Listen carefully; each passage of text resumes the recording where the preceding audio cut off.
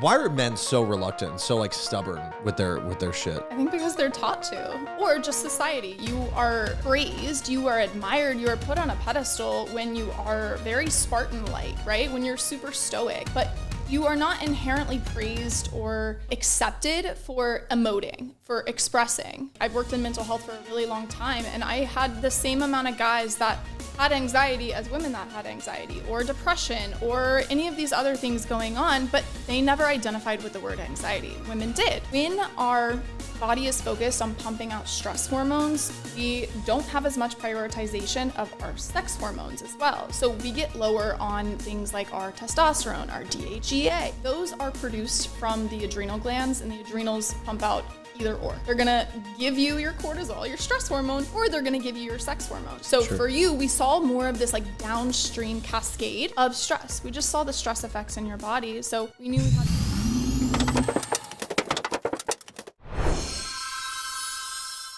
Water is refilled and we're ready to rock. Kacie, thank you so much for being on. How are you? How are you doing? Good. I'm excited to be here. Yeah. Chatting with you. So I'm excited to do it recorded. Yeah. I mean, we just got done with lunch and I had Kacie. Kacie's my nutritionist, NeuroNutritionist. I don't even want to put that label on you because I want you to explain your label. I don't want to offend you because you are well beyond just those things. But I had you pick out kind of what my lunch would be. I almost want to just like, if I can, I was trying to lobby Zach for you guys to just move here. So we could just have like mobile Kacie in my pocket. If you could at least maybe create like a chat GPT that's just like Kacie in a GPT, I could just be like, hey, Kacie, what do I need to eat right now? That's the dream. Download my entire brain and psyche and knowledge into a GPT. That so cool. Good. I think we can get there. Our team's actually getting really good with that stuff. So we will do that for you. That will be my way of expressing a value add to your life because you've been so amazing to mine. And we've only been working together for what, like less than 2 months or something like that, just right? a few weeks. Yeah, just a few weeks. And I already feel an amazing shift in momentum, pun intended, because this is called the momentum shift, in my life and in my health. Why don't you share with our audience kind of like what you're up to in the world of what you do in your space? Sure. So I am, I guess, inundated with labels. I'm a holistic nutritionist, brain health coach, diagnostic nutritionist, blood chemistry analyst. There's a lot of different labels that I could go by, but I don't actually know which one I resonate with the most. But I'm just really passionate about helping people be their healthiest, happiest self. And it is my fundamental belief that that is our default state, that we should just exist, waking up excited, motivated, driven, and thriving and having really healthy, fun, fulfilling relationships as well as our work and our purpose. So that's my entire goal. That's what I help people do, is do that on the biochemical, physiological side, is help them to become more resilient to stress, know themselves better, and have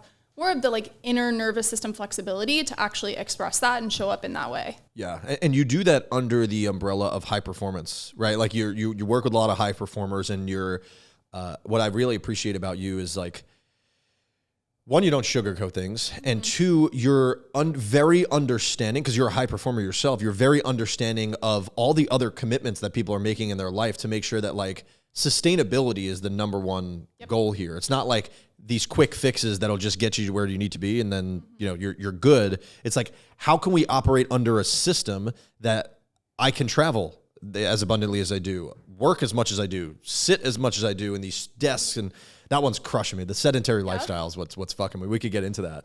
But yeah, I just appreciate the way that you go about doing it.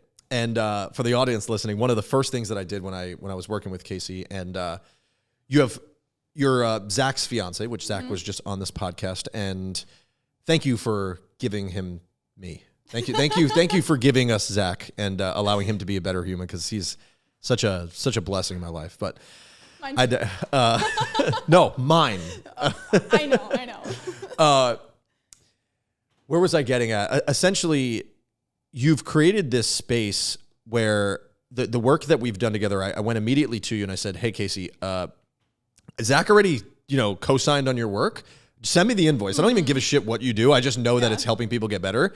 And then the second thing I said is like, Kacie, I know you really love this stuff, and we'll get into some of the science behind it, but I don't want to know. Like, I don't need to know how the watch is made. Just tell me what time it is. Tell me what I need to do and analyze my blood work and all that type of stuff. So do you mind sharing a little bit about what our experiences look like. And I give you the permission to share anything. There's no personal stuff. You're more than welcome to share any of it, of what our processes look like and why we're doing what we're doing. For sure. So we're always going to start off with, anytime I work with someone new, we need to understand like what's going on behind the scenes. You don't want to know what's going on or how the watch is made. I need to know that to understand why you are having the current experience that you are. There's always a pathology. There's a blueprint. There's a paper trail on the physiological side. So we started off by running labs. So we ran a blood work panel to look at like nutrient deficiencies, organ function, just see what's going on the inside. And then we ran a stool test. So I like to look at brain function as especially an overall marker of performance. It's going to help us to focus better, have better cognition, more stable energy, all of that. So we actually want to look at the root of that, which is going to be your gut health. So we also did a stool test. And it was really cool because we're peeling back the layers of what we consciously perceive, and we're going almost on the non-conscious, subconscious level. We're actually understanding the nervous system, understanding the body, and that lets us see, all right, you have this energy at this time because of this specific thing within your body. There's like the backlog of it. And we're able to go in and say, this is why this happened.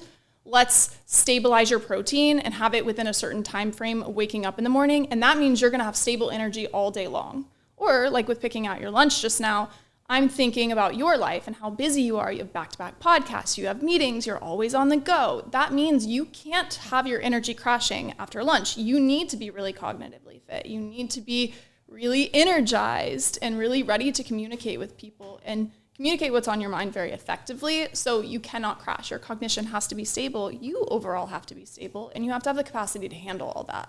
So that means we're going to stabilize your food around that. And that goes into things like blood sugar regulation, making sure you have the proper nutrients, that you're actually digesting your food. Because when we don't have those things, you crash, you feel bloated, you feel fatigued, your brain gets really foggy. And those are things that are going to interrupt your day-to-day performance, but also your enjoyment of it. And I think that's truly, truly important, just on the same level of sustainability of the things that you're implementing. It's the sustainability, but equally your enjoyment of that process. And a lot of times what I see with high performers is they build this amazing life and business for themselves, but they don't actually enjoy it. They're stressed out, they're strung out, they're burnt out, and they're just overall depleted to the point where they're like, why am I waking up in the morning? Why am I putting all this effort in if I don't actually get to enjoy it? Yeah. So that's what we're doing for you, is like creating that capacity, not only for doing, but for enjoying throughout that. That's so good, because I can personally attest to that. That like I maybe even subconsciously made a decision to sacrifice my health for business success. And I was willing to make that, even if it was conscious. I made that decision short term without realizing how much of a detriment that would really, create 4 years from now. And the more momentum that I was gaining in my business, the less happy that I was getting. And I finally hit this tipping point of like, yo, I am combating so much burnout on a daily basis, and I can get through it, but it is a grind. It is a grind. And like, when does my life eventually get to this state of flow? Like, when can I actually like do the same shit, but enjoy it and actually create, expand my capacity to do more? Part of it's by doing less, right? Like subtracting some of the stuff that's actually not serving us. And then also a part of it is implementing habits that also expand the capacity at the same time. So like, We've implemented supplements that have like legit, like some of the things that haven't, like the smallest little things of like, hey, you just need to supplement for this and your energy will be better. So much more momentum that's been created around here. And I would highly recommend, this is one of the things that you invest in early. Tough for young entrepreneurs to grasp, one, because, working with you is a true investment. It's not cheap, and you shouldn't be cheap. But getting the knowledge around this stuff, and even like just doing some of the normal biohacks that don't cost you anything. Let's talk about that. What are some of the principles that we all need to be doing for people that don't, like, let's say, don't want to go down the rabbit hole of science, or don't want to go really in the details? Because I'm at a point in my life where I want to get 1% better. Like, getting 1% better will get us 100x results, right? But some people are looking to like make massive changes early. What are some of the foundational principles that are pretty much the core tenets, not the 9 ancestral tenets that we learned about yesterday? Tell me a little bit more.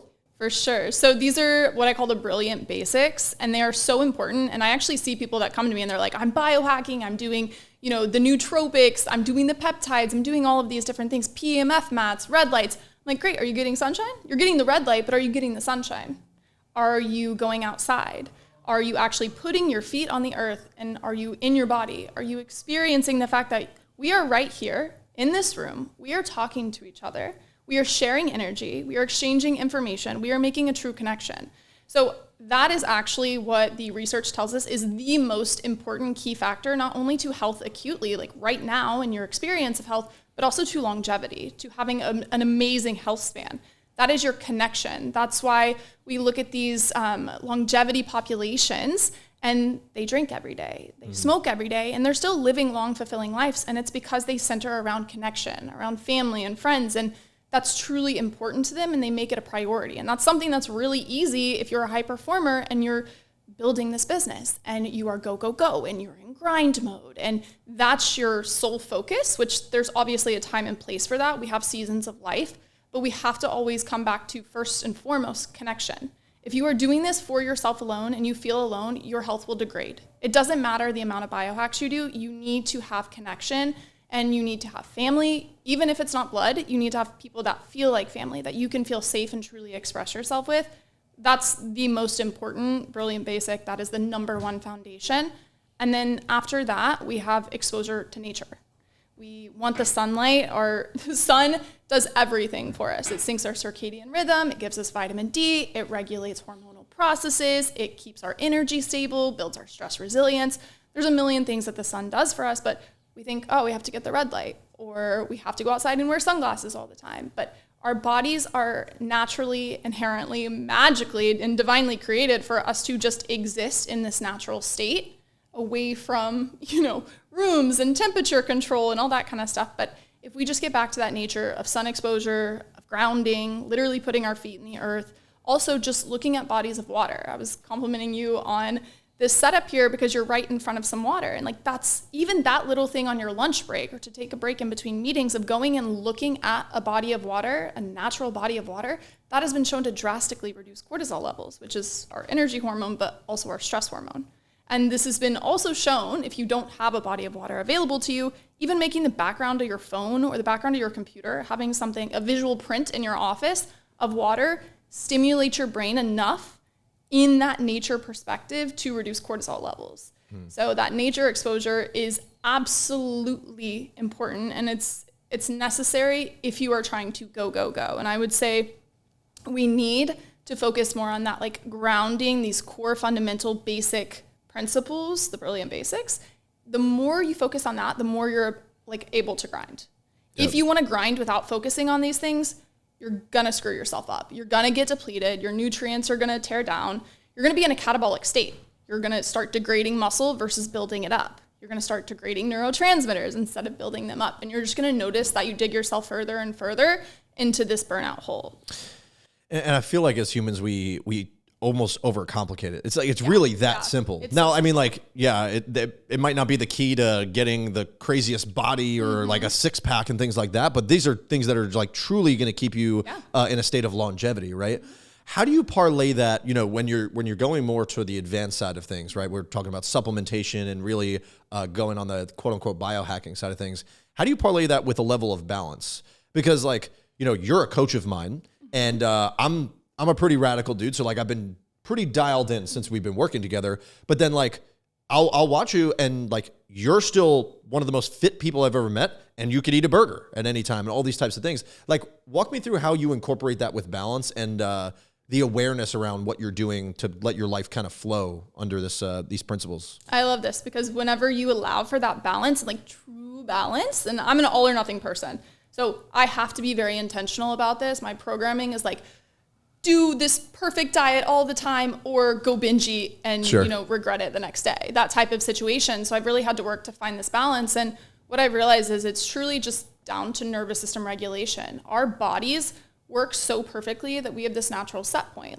My body is fit, healthy, happy, and I'm going to stay this way as long as I am in my body. If I get too stressed out and I'm living in my head and I'm ruminating and I'm not allowing myself to exist in the right here, right now, I'm going to go drink wine because I'm stressed. I'm going to go ignore my feelings and binge eat because I don't want to deal with what's actually going on in my life. We can also see this with overworking out. A lot of these health habits, when we do them in excess and we do them with the wrong intention, to ignore or avoid or distract, that's when we start seeing that like all in side of things. And we have this, guys, we almost like brainwash ourselves to think that this is the healthiest thing I could be doing, but we're actually restricting a part of ourselves from being expressed. So there's a suppression, a repression going on, which on the nervous system side of things does switch us into our survival state. And even though on paper we're doing everything healthfully, it's actually causing a cascade of downstream stress effects in our body. So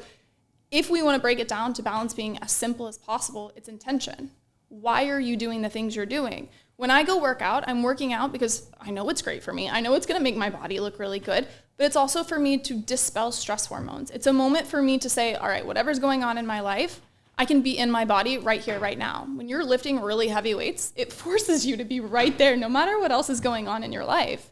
So that is super important, and we can use those things as a tool, but it's all about the intention versus I've had a lot of weight loss clients come to me and they're like, I work out, 7 days a week, 2 hours a day, and I'm not seeing any weight loss. Well, it's because their body's in fight or flight, and they're working out because they hate themselves and they want to change these things about them. And then their body holds on to that fat. They're in that catabolic state. They're holding on to fat. They're degrading muscle versus the opposite. Whereas if we can get our body back into our rest and digest parasympathetic state, it wants to build muscle. It wants to lose fat. You want to look as fit as possible. You want to operate as optimally as possible. And it's actually so much easier to do it that way because it's natural versus working against yourself. You're starting to utilize or leverage your biology to achieve your goals quicker and sustain them easier. Yeah. Oh, that's so good. And I deeply relate to that because when we first started working together, I was telling you like, hey, I haven't really missed a workout in months, and I have not even like the scale, and I've been pretty conscious about my calories too, and the scale just has refused to go down. And it's a huge part of it is because like my stress levels are at an all-time high, and which is also like I can hear those thoughts that you're mentioning, like they're in my head, where it's like I'm literally working out because I virtually like hate myself essentially, right? That was one of the tough parts when you were mentioning like, hey, after reading your exam results, I need you to lower the intensity a little bit on the workout side, which is like, that's tough. I'm all in. I'm doing this thing. But something that I've committed to is this mantra of like consistency over intensity. If it's not going to be sustainable for me 5 years from now, and this was not always my thing. This is my letter to my younger self. I wish I had absorbed this earlier. If I can do it 5 years from now, like I'll continue to do it. But if I can't, there's no point of even trying to implement this habit. So like that's truly what we're trying to optimize is like something that could be 80% consistent is dialed in all the time. That 100%, literally no one can sustain. No. It's virtually impossible. So like what got you into this type of work? Because like I love this stuff. I need this stuff. Mm-hmm. The last thing I ever want to do is study the textbooks and the science around it. I'm very grateful for people such as yourself that do this. What really got you into it? I randomly after college, I was working a very high pressure job and I was stressed out constantly and I had no idea what was going on. And I honestly just started researching, and I was very lucky at that time that I was seeing a doctor, a traditional, American doctor that was in disguise. And she was actually a functional medicine practitioner, and she just wasn't allowed to say that. So she wrote her first prescription pad to me after doing a full assessment right out of college in my first big girl corporate job was do yoga, stress less, and get off the birth control pill. And that was insane to me. I remember calling my mom and saying, what is going on? This is not a doctor. I thought the doctor before tried to prescribe me Xanax, tried to prescribe me all of these anti-anxieties. I was going to say Big Pharma does not like that lady. No, they definitely don't. But my mind was blown that she even made that connection between my high stress levels and like actual lifestyle principles. And she was like, oh, your hormones, this is the first time they've been tested in 5 years. They're all over the place. You're on the pill. This could be contributing to your stress in this way. That's why, you're nutrient deficient. That's why you can't handle this amount of pressure and stress. And my mind was absolutely blown. And I have always been an all or nothing person. So it sparked this thing, like a tripwire went off in my mind, and I was like, get me on PubMed.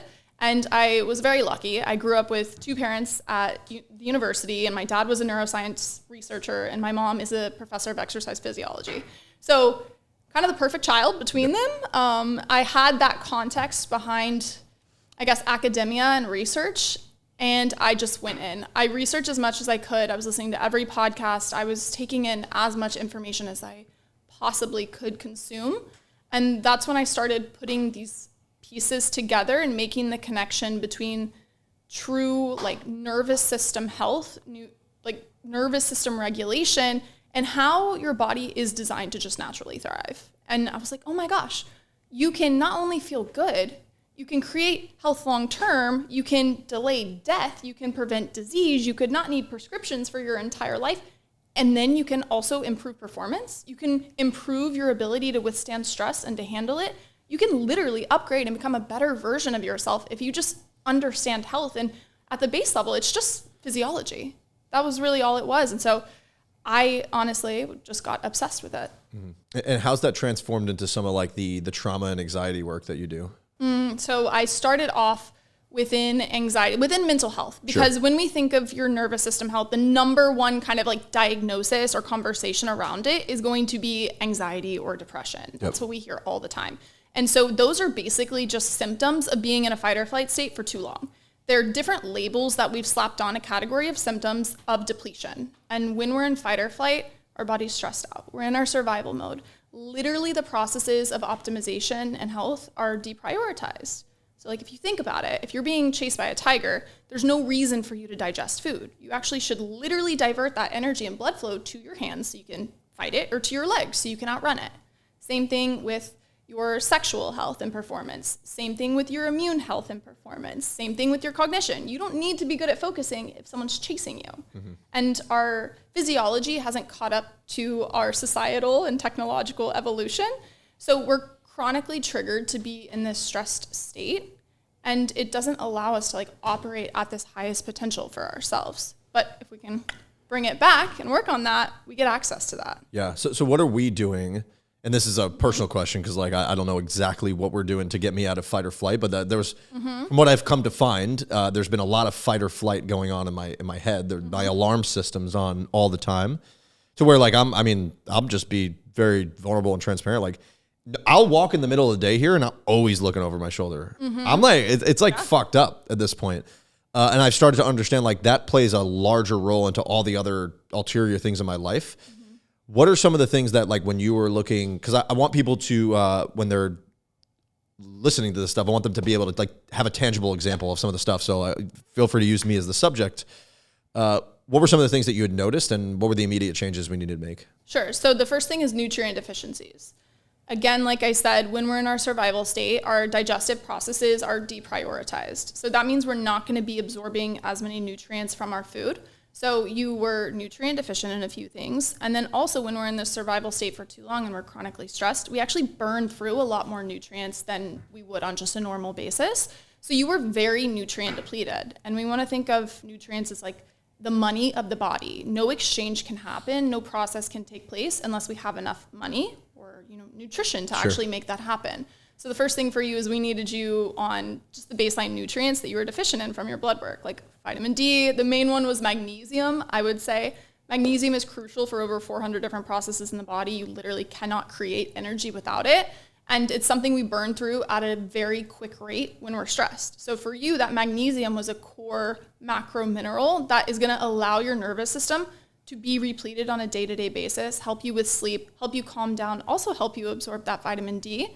So the magnesium, the vitamin D, B vitamins, all of those things are really crucial for just like the baseline function of your brain and body. And then when we look at it more downstream, when our body is focused on pumping out stress hormones, we don't have as much prioritization of our sex hormones as well. So we get lower on things like our testosterone, our DHEA. Those are produced from the adrenal glands, and the adrenals pump out either or. They're going to give you your cortisol, your stress hormone, or they're going to give you your sex hormones. So when we think about like really good focus, we think about really good performance in the gym, in bed, all of these different things are amazing. But if we're pumping out stress, we're not going to get that as much. So for you, we saw more of this like downstream cascade of stress. We just saw the stress effects in your body. So we knew we had to start at the root, which is actually replete those nutrients, and we got to calm down stress. So this is where we're doing things on the blood sugar regulation side. which is like having the protein first thing in the morning, delaying coffee, having that after protein, making sure you're getting in good, consistent meals. And for you, it was also making sure you were not in a stress state from being in a caloric deficit. That was one thing I told you. I need you to work out less intensely, and we need to start off at your maintenance, your true maintenance calories, to make sure that your body is not perceiving a state of stress from the internal environment. Yep. I mean, that was the coffee part was tough for me, because the first thing I think about when I wake up was like, oh, I cannot wait to make this coffee. I mean, I have to imagine that this played a role in it over the last 5 years. I would have 3 to 4 double espressos a day before I would eat food. And by midday, I'm essentially cracked out. And I'm rude to people. I am having raging anxiety. I'm like, why do I feel this way? It's like, oh, maybe because I just pumped myself enough caffeine to kill a horse and haven't eaten any food or drank enough water. You have and it's not about ridding caffeine, because there's I would say, is it fair to say you have a relative obsession with espresso? Absolutely. And your stories are some of the ones I appreciate the most, because there's it's not just an obsession with drinking espresso, it's the creation of it. It is a beauty and an art that you are creating with this espresso. Walk me through that. I need a Kacie made espresso at some point. We have an espresso machine here. I would love to make you one. Yes, can we need to make sure we get that done. But walk me through that. So let's talk about coffee, because it's arguably the most used can you call it a drug, right? Caffeine, it is the number one most prevalent psychotropic drug in the entire world. Yeah. In all of history. So talk to us about coffee usage as a whole, good, bad, how you use it, how you're implementing it, and how in the zone of high performance we can still do it without abusing it. Mm-hmm. Okay. So let's break it down first. Coffee is the number one source of antioxidants in the standard American diet.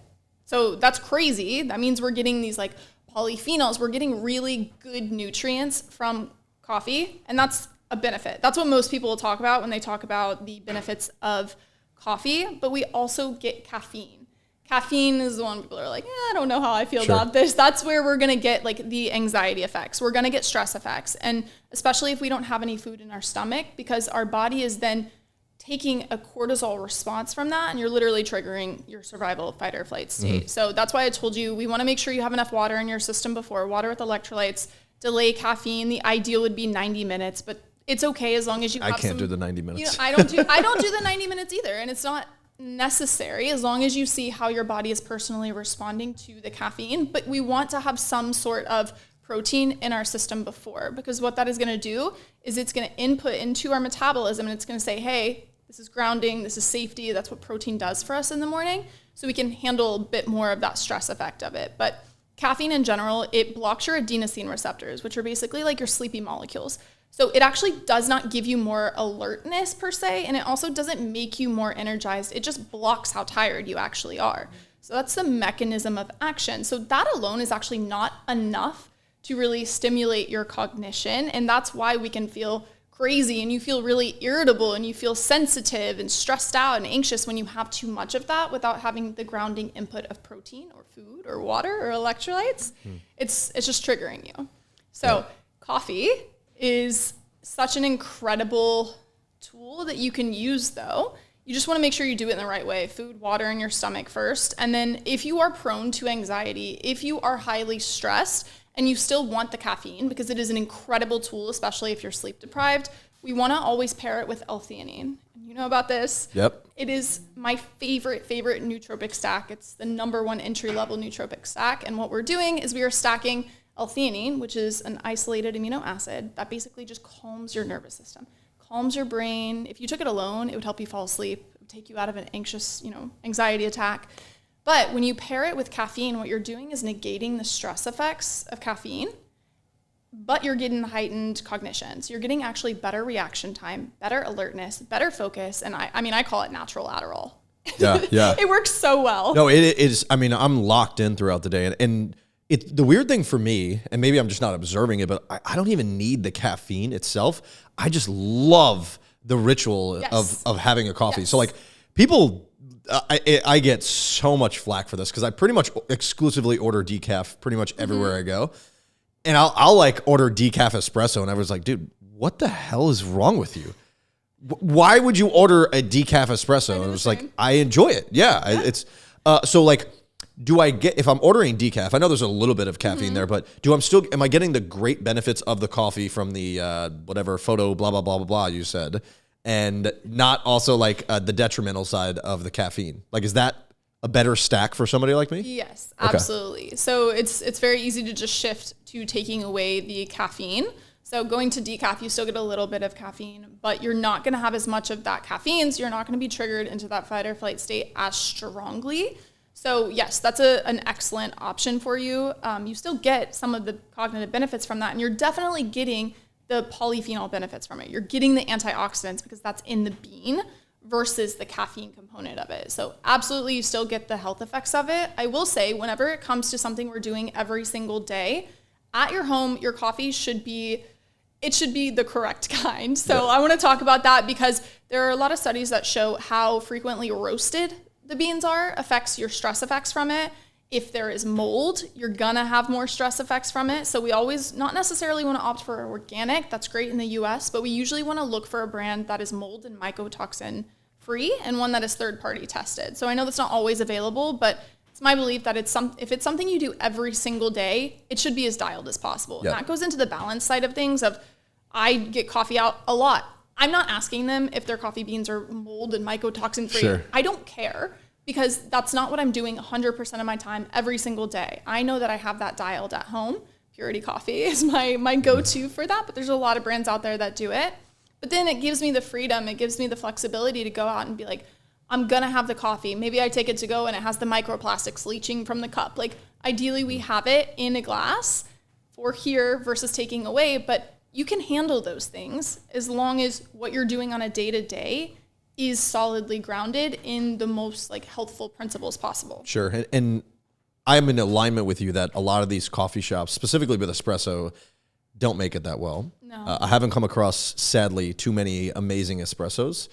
Gotta come to Miami. Yeah, I was gonna say, but like you're doing espresso reviews on the daily. It's becoming like a thing for you. Mm-hmm. What makes an espresso pull the best? Like what are the steps that we need to create the best espresso? Because selfishly, I need this as well. Yes. Okay. So number one thing is you need to have your espresso machine dialed in. This is going to be different bean to bean, but if you have an at-home espresso machine, the first thing you want to do is figure out the grind size that you need. And depends on the machine. There's usually an internal grinder. It's called an internal burr. And you want to fix that. Usually it's a 4 if you have like a Breville machine. And then on the outside, you range from, I think it's like 18 to 1. And 18 is going to be more coarsely ground. 1 is going to be more finely ground. So you need to determine which grind size is going to pull the best espresso for you because it's all about pressure when you pull espresso. So you want to make sure that the amount of water is pushed through at the right time and you get the right output of weight. So we're going to put about 18 grams of beans in. You always want to measure it. Make sure you have the right amount of beans going in. I got everything for you. I got everything. So excited. So you put 18 grams in and you weigh it and then you grind it to the right size. Decaf, it's going to be a finer grind size always. That's just a good note. And then we're going to put it in. It's going to pull it and we are going to see, is it really long? Like, is it too much liquid? Or is it really short, too little liquid? We can have a ristretto coffee that is going to be an espresso that's shorter, a longo that is longer, and then we have espresso. So what we want is like if we put 18 grams in, we want 32 grams of espresso out. And so if you're doing this, you need a timer, you need a scale, you need to actually like pay attention to these different metrics. If you're really, really dialing it in, and this is on a manual machine, if you have an automatic, it does it for you. But the number one factor that is going to affect your espresso pool, no matter how perfectly you have your machine dialed, is how frequently the beans were roasted. If they were roasted 6 months ago, you're going to have a shitty espresso, just point blank. It's not going to be good. But if you have beans that were roasted a week ago, you could really mess up dialing everything in, and it's probably still going to be pretty good. Interesting. Okay. I might not have the best espresso beans for you then. I bought really high quality. I love Intelligentsia Black Hat. That's one of my it's just favorites. it's been a little bit of time since I bought them, so I guess we'll see. But they we'll taste see. good. Yeah. So shifting gears a little bit because I mean that's like selfishly what I'm here for. I want to learn about the coffee shit, right? You are one of the most positive outlooking people I've ever met in my life. Like every time, like the stuff that you preach, like you are authentically you when I'm with you as well. You're just very excited about life every time I see you. Is that the case?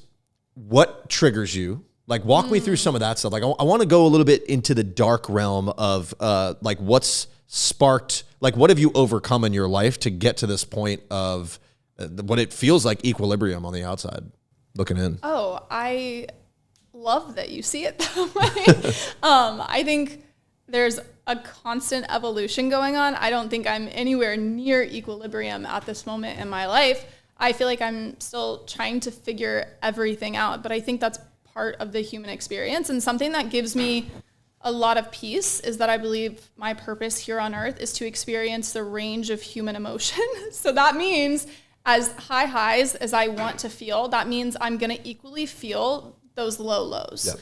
So I have honestly brainwashed myself in a really weird way where I love digging into like the depths of that dark work. I avoid it. I distract from it. I definitely cope from it. I'm not perfect. I would say that's like 30% of the time, but 70% of the time when I'm being really intentional, I am present in my body and I'm here in this moment.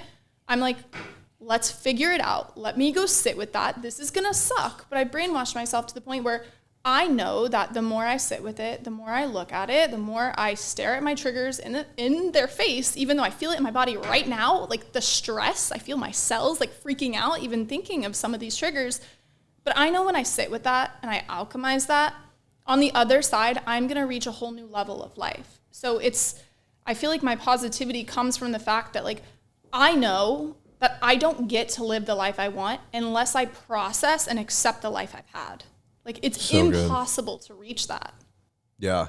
And also, like, that would be pretty fraudulent for you to teach and coach on these things and not have experienced them yourselves or actively be going through it. How come men are so reluctant? Like, I don't want to speak for females because I'm not a female. I identify as a male. Thanks for clarifying. Yeah. Just want to make sure everyone's clear about that. We're pretty demonstrative with that on the show. Why are men so reluctant and so like stubborn with their shit? I think because they're taught to. Whether they're overtly taught and like your dad told you, hey, don't cry, be a man, like, or just society. You are praised, you are admired, you are put on a pedestal when you are very Spartan-like, right? When you're super stoic. And I love stoicism. I think there's a really beautiful part about that, but you are not inherently praised or, accepted for emoting, for expressing. But that is so key. Everyone experiences these things. And like, I've worked in mental health for a really long time, and I had the same amount of guys that had anxiety as women that had anxiety or depression or any of these other things going on, but they never identified with the word anxiety. Women did. They were like, that's part of my identity. I get it. The messaging works. Let's go. Yep. Whereas men are like, I'm stressed. I can't sleep.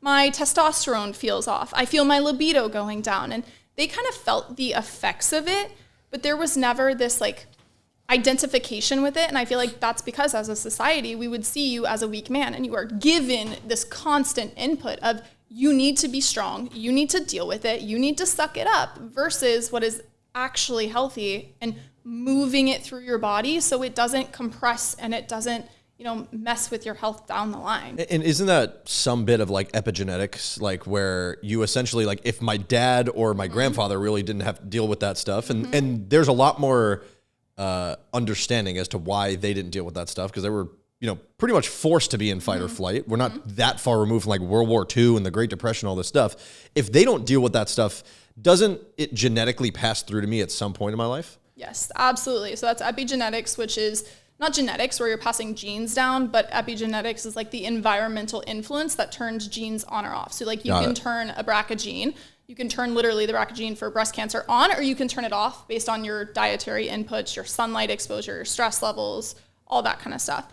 So what we've learned is that the more expressive we are, the more regulated we are, the more we turn the bad genes off, the good genes on. So we actually have health. But we have to think about it when we think like about our parents, and now we're doing all of this work on ourselves to break generational curses. They didn't have the opportunity. It is a gift to have the time, the capacity, the space, and the know-how, and the access to knowledge and resources to actually break generational curses. Yep. They didn't get to. Like you said, they were surviving wars. They were, going through famines. Like that is a real thing that happened only a few generations ago. And your cells, your body, your genetics literally store that information, and it gets passed on down the line until you get to a person who's actually capable and willing to do the work to regulate through all that. So when you are doing this inner work, when you're alchemizing all of these things, it is not just for you, it's for your entire lineage. Yeah, that's so good. How is this translated to your business career? So like, it's one thing to be very well studied, which you are on this stuff, a whole other thing to like deposit value to the market that needs these things and get the message across while also making a career out of it at the same time. So like, walk us through your business journey.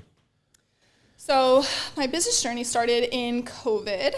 I was finishing up my apprenticeship with a naturopathic doctor, and I was like, I love the blood work, I love the health, I love working with people one-on-one. It's really fun and fulfilling, but I was very unsure of like what I wanted to focus on, who I wanted to work with. But it started at a time where everyone was anxious, everyone was scared about their health, and it happened to be that everyone I was working with was anxious. And I had a business coach that I came to, and I was like, I don't know what I'm doing. I don't know who my messaging is for, what I'm selling. I just know I love helping people. She was like, what does everyone have in common? I was like, anxiety. Every single person, whether they resonate with the word or not, they experience anxiousness, and it's affecting their health, their performance, their vitality, their enjoyment of life. So I was like, let's roll with that. Let's do that. And it led me down this whole rabbit hole even further of brain health. And that's my true passion. That is what I care about more than anything in this world, is understanding our neurophysiology, understanding how our brain on both the conscious and the non-conscious, subconscious level, so like the mindset side of things, the psychology as well as the physiology, like how impactful that is in our life, because it shapes everything about us, not only our health experience, but how we show up in the world, what we deem is possible for ourselves, what we're able to create. And I know we were talking about mindset this morning of like, you have to surround yourself with people who show you what is possible. You have to widen that perspective. And like, we get to do that. That's the coolest thing. And I think, again, that's why I'm so positive, is like, I see epigenetics. I see our ability in neuroplasticity in the brain. We can change whatever we don't like. We have that possibility available to us if we just put the intention and effort into it. Yeah. Whew.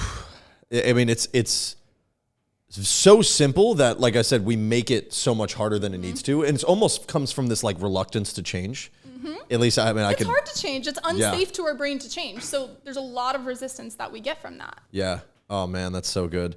Where do you want this to take you? So like, what's your vision? Because like the way that I see it, and I'm just giving my interpretation of it, is like, have you ever watched Billions, the show? Yes. So you're like my Wendy Rhodes and Andrew Huberman at the same time. That's exactly what Zach said too. He's like, that's what I see, the lady on Billions. Oh, it's so good.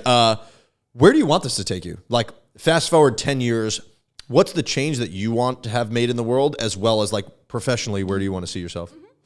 The change I want to make in the world is I want great grandparents to be able to give their knowledge, skills, and life experiences to their great grandchildren. I want them not to be, in a state of neurodegeneration or cognitive deficit. Like, I grew up with my grandmother died of Alzheimer's and my grandfather with Parkinson's.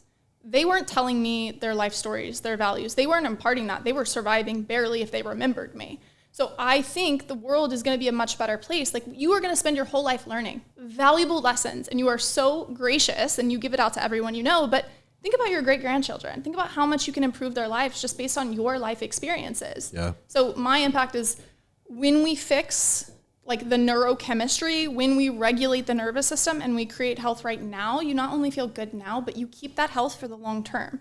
So I think the world would just be so much of a better, more prolific and happy place if we were able to maintain that connection by maintaining cognition for the long term, like generations down the road. Oh, the mission is incredible. And what I love about it tactically is that like, it forces you to stay on such a long-term time horizon, which I have to imagine business-wise could probably ease some of the anxiety that comes on the day-to-day of it, because of the fact that like, if you're looking to change great grandparents and stuff, like that's a long time that you're going to be working with people for. How are you making sure that you're also keeping your cup full and you staying in your zone of energy while essentially absorbing, like I'm assuming you're a relatively empathetic person, like you're absorbing a lot of this. How are you making sure that all of it's not just being taken in and you're actually like being able to release some of it? And who do you work with in your world? I think I struggle with that Sure. greatly. And it is why I've been, over the past couple of years, transitioning away from just focusing on mental health, because I just didn't have the energetic boundaries. And I was taking a lot of things on. When you talk to people about anxiety, stress, and depression, and their trauma that goes alongside that, because when they trust you with their health, they trust you with everything. Yep. And it was something where my nervous system was not at the capacity to hold that. So I have actually still been struggling holding that level of intensity, because I work very intimately with my clients. I've still struggled with that. I actually don't have a solution for that at the moment, other than kind of opening myself up to other venues of work, which is what I'm doing now, with more on the cognitive optimization, the performance side of things, and just working with a broader range of people, which really does fill my cup. My cup is when I can watch someone go from saying, I feel exhausted all day, I've had a relationship strain because I don't want to have sex with my partner, literally watching them go to the point where they're like, I wake up every day, I know my purpose, I'm fulfilling it, I'm excited to interact with people on a day-to-day basis. Like, that journey is so fulfilling to me, because I feel very egotistically like I'm giving them their life back. Yeah. And that is enough for me. Is it enough to regulate me? No. So fulfillment-wise, I'm up here. Regulation-wise on that, I'm still trying to figure it out. I've literally worked with a femininity coach. I have worked with a therapist for a very long time. I've worked with a Jungian's shadow work coach. I have done so many different things. I'm an avid journaler. I meditate, I visualize, I script. I do neurofeedback now. I just started that 2 months ago. So I am really open to any and every modality. I'm fascinated by it, but I don't have the perfect picture of how to hold everything. And I think it's a constant evolution. I think also, I don't want to perfectly be able to hold everything. If I had the perfect capacity, I wouldn't be learning anything else about myself. And as I told you about your lab work, it is the coolest thing in the world to find out a new piece of information about yourself. It is so fun discovering who you think you are. Yeah. And I appreciate you saying that, because one, if you had answered that differently and said yeah, I got it figured out and here's what I do, it's kind of bullshit, right? Yeah. You're super young as well, right? The fact that, this thing's decades of experience to get through. And there's some people in your space that have been around for multiple decades that still haven't been able to go through, because everything evolves, right? And so I just want to express some gratitude and appreciation to how curious you are and how excited you are around learning about the body, learning about the mind. And for somebody like me that chooses sometimes to not be as conscious about it and just really just hey, just tell me what to do. I understand the principles. I know why we're doing this. I just want to know what to do. It's very appreciated that there are people such as yourself that are willing to test the boundaries of their own lives, of experimentation, not in a weird way, but you're trying to understand the latest and greatest of what's going on in the world, and how does that translate to your body so that you can then relay that to other people. It's special. So hold on to that and give yourself some gratitude for how good you are at what you do. We appreciate you. I don't think it's weird. I think it's fun. Maybe that's weird of me, but I think that is the coolest thing. And I know you talk about this all the time, but creating your life exactly what you want it to look like. And I'll go back to your earlier question of, I don't know what I want my life to look like. I know my mission very securely. I don't know what 10 years down the road looks like. I'm open to it. I'm discovering it, but I know that this work is very fulfilling to me in the moment, and it is going to deliver that for me. Yeah, that's so good. Before we wrap up, I want to get the other side of the story here, because we interviewed Zach and we talked about your engagement and the surprise that he delivered to you. Let's hear your side of that experience. So you get to the airport, you find out where you're going, you have no idea what the fuck this airport name is or something like that. Yeah. But it's somewhere in Norway, right? Walk us through that exact experience of when you find out where you're headed, and then we can go to the actual engagement. Okay. Congratulations, by the way. Thank you. That was the craziest situation. And even before that, he took me on the most incredible 30th birthday trip. So I was surrounded by friends. We were on the mountain. We were having so much fun. And we get in the car, and I have no idea where I'm going. And I like to control things a little bit. So I was like, where are we going? And we get up to the ticket counter, and I grab the ticket, I snatch it from the guy, and I'm like, where is this? I was like, what is this place? I've never heard this name, Tromsø. What does that mean? And he just looks at me with his sweet little face and he goes, it's in Norway. And I mean, I just started bawling. Just absolutely could not hold myself together because that is where my entire lineage is from. That's where my heritage is from. And I've never been. And he has observed, which he's just such a good listener and such a good example of a partner, that he's paid attention to my family on all of our family get-togethers of we drink, we eat, we're merry, but we also talk about how cool it would be to go back to like where our family is from. And he made that happen and he made it a surprise. And we were on the airplane looking over and I was like, I feel it. Cause I think there's also a homecoming. I think epigenetically there's a part of us that always exists in wherever our family is like most concentratedly from. So he was like bringing me back. I felt like it was a homecoming and I was like, that's more than enough. First of all, the trip already was enough. This surprise shocked my nervous system. I was like, I don't know how to hold this, but I'm overjoyed. I'm excited. I'm so elated that I didn't think there could possibly be more. I didn't think I could hold more. And then we get off and he's like, okay, well, remember how you said you were mad that we didn't get pictures on your 30th birthday trip? He's like, I hired a photographer and she's going to take us to see the Northern Lights. Oh, that's so cool. And that's been his dream for the longest time. And I was like, that's so cool. That's bucket list. So let's go. And again, I'm thinking there's literally nothing else that could make this more perfect.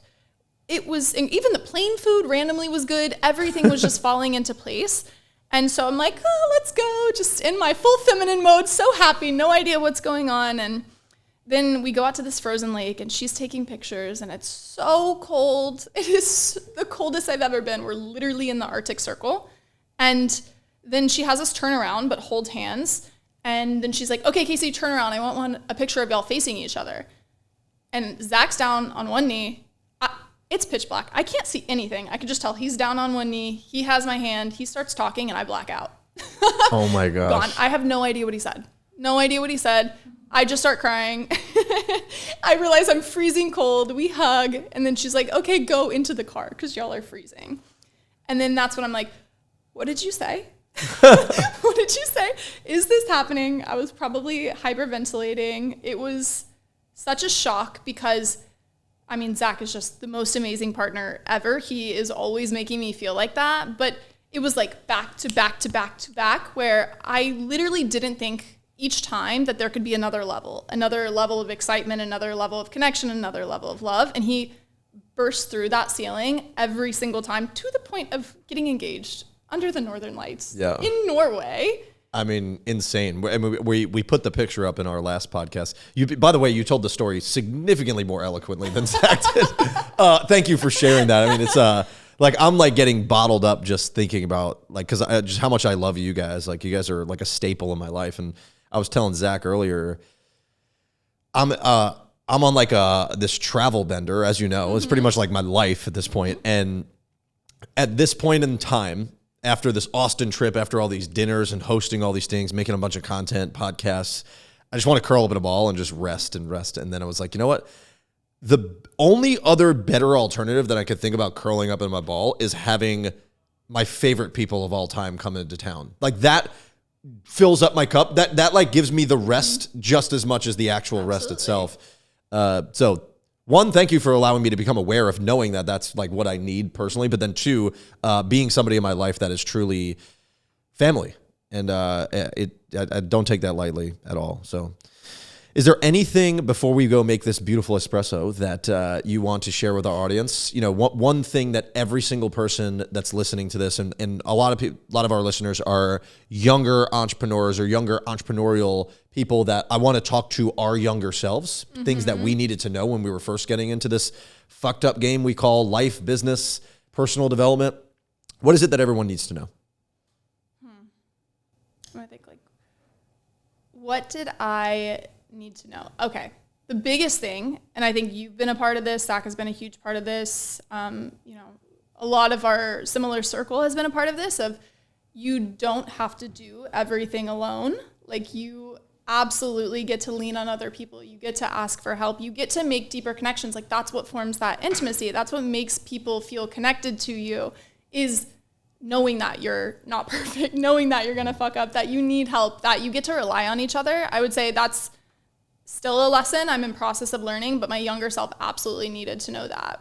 And I think a lot of us think that way. We think we have this ego that drives us to be ambitious, and we see this future vision of ourselves and we're like, I can do this, I can get there. But the thing is, you're not going to get there if it's just you. You actually need to rely on other people and open up, especially men, as we talked about, open up with that level of vulnerability to say, I want you here for this journey. I don't need to achieve it. I don't need to be in that highest level of success for myself before we develop that connection, before we actually have that level of intimacy with each other.